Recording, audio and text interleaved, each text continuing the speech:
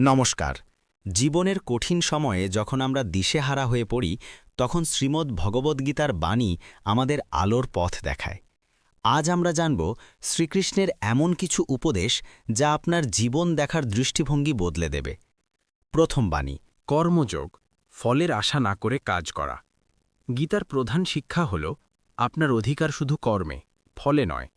নিজের কর্তব্য পালন করুন, কিন্তু সেই কাজ থেকে কি লাভ হবে তা নিয়ে দুশ্চিন্তা করবেন না।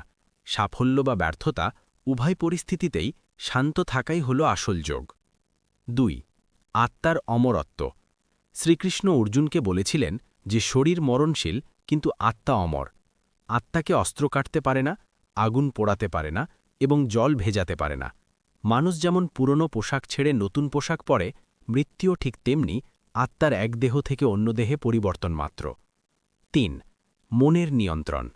গীতা অনুসারে মন আমাদের সবচেয়ে বড় বন্ধু, আবার সবচেয়ে বড় শত্রু।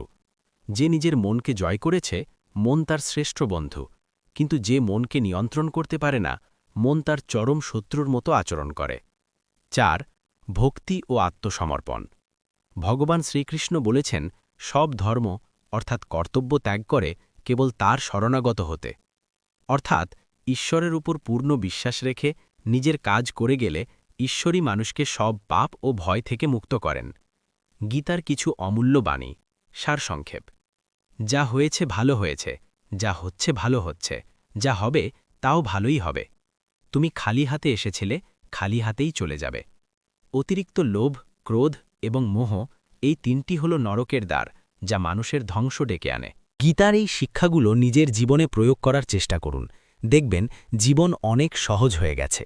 শ্রীকৃষ্ণের এই বাণীগুলো যদি আপনার ভালো লেগে থাকে, তবে ভিডিওটি শেয়ার করুন এবং অন্যদেরও পথ দেখান। জয় শ্রীকৃষ্ণ।